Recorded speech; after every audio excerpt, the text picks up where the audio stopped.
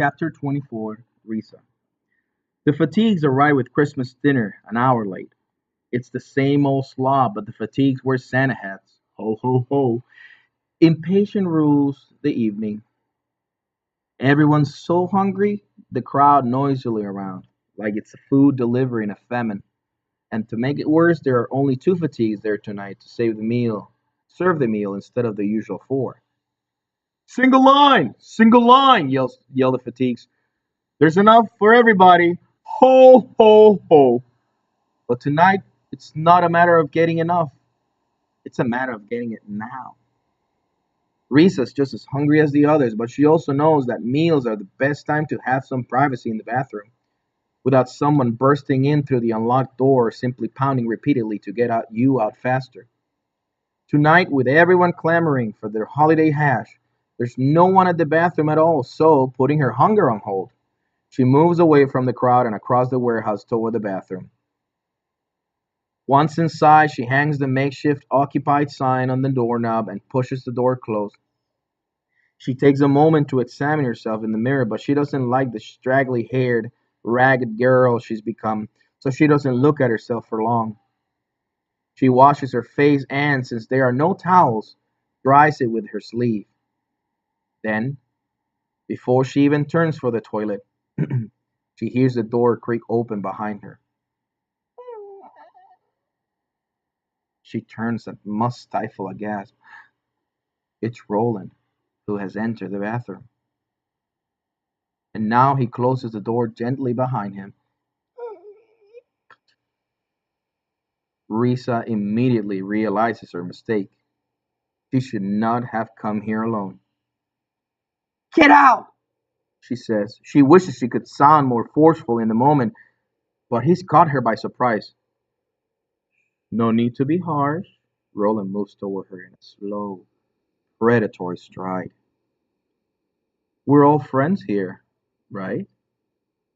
And since everyone's eating dinner, we've got some quality time to get to know each other. Stay away from me! Now she's scanning her options, but realizes in this tight space, with only one door and nothing she can use as a weapon, her options are limited. Now he's dangerously close. Sometimes I like having dessert before dinner. How about you, mommy? Ew. The second he's in range, she acts quickly to hit him, to knee him, to inflict any kind of pain that would distract him enough for her to fly out of the door. His reflexes are simply too fast. He grabs her hand, pushes her back against the cold green tile wall, and presses his hip against her so that her knee can reach its mark. And he grins, as if it was all so easy. His hand is on her cheek now. The shark tattooed on his forearm is inches away and seems ready to attack. So, what do you say we have some fun and make sure you don't get unwound for 9 months? Risa has never been a screamer. The way she always saw it, screaming was a show of weakness, a sign of defeat. Now she has to admit defeat, for although she has lots of experience warding off creeps, Roland has never even more experience being one. So she screams. She lets loose a blood curdler at the top of her lungs, but her timing is as bad as it could possibly be because just then a jet roars by overhead, shaking the walls and completely swallowing her scream. Ya gotta learn to enjoy life, Roland says. Let's call this lesson one. That's when the door swings open, and over Roland's massive shoulder, Risa sees Connor standing on the threshold, eyes blazing. She's never been happier to see anyone. Connor, stop it! Roland sees him too, catching his reflection in the bathroom mirror, but he doesn't release Risa. Well, says Roland, isn't this awkward?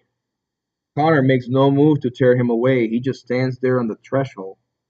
His eyes still large, but his hands, they're not even clenched into fists. They just hang there limply by his side. What's wrong with him? Roland winks at Risa. Then he calls over his shoulder to Connor. Better get out if you know what's good for you. Connor steps over the threshold, but he doesn't move toward them. Instead, he goes to the sink. Mind if I wash up for dinner? Risa waits for him to make a sharp and sudden move, catching Roland off guard, but he doesn't. He just washes his hands. Your girlfriend's had her eye on me since Sonia's basement, says Roland. You know that, don't you? Connor dries his hands on his pants. You two can do whatever you like. Risa and I broke up this morning. Should I turn off the light when I leave? The betrayal is so unexpected, so complete. Risa doesn't know who to hate more, Roland or Connor. But then Roland eases his grip on her. Well, now the mood's ruined, isn't it? He lets her go. Hell, I was just kidding anyway. I wouldn't have done anything. He backs away and offers that smile of his again. How's about we wait until you're ready? Then he struts out just as boldly as he had come in, bumping Connor's shoulder on the way out as a parting shot. All of her confusion and frustration unleashes at Connor, and she pushes him back against the wall, shaking him. Hey, what was that? Were you just going to let him do it? You were just going to stand there and let it happen? Connor pushes her off of him. Didn't you warn me not to take the bait? What? He didn't just follow you to the bathroom. He pushed past me first. He made sure I knew he was following you here. This whole thing wasn't about you, it was about me. Just like you said, he wanted me to catch him. He wanted to make me crazy, to get me fighting mad, so I didn't take the bait. Risa shakes her head, not in disbelief, but reeling from the truth of it.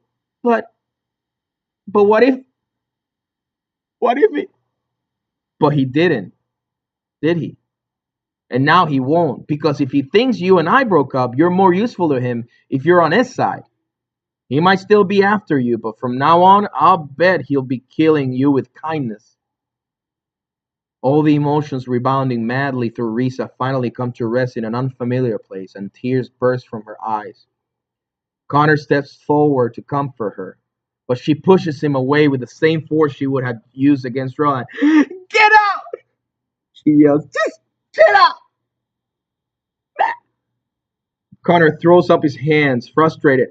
Fine! I guess I should have just gone to dinner and not come in here at all. He leaves and she closes the door behind him. In spite of the line of kids now waiting for the bathroom, she sits down on the floor, her back against the door so no one can get in as she tries to get her emotions under control. Too much. Connor had done the right thing. For once, he had seen the situation more clearly than she, and he had probably ensured that Roland wouldn't physically threaten her again, at least for a while. And yet there's a part of her that can't forgive him for just standing there. After all, heroes are supposed to behave in very specific ways. They're supposed to fight, even if it means risking their lives.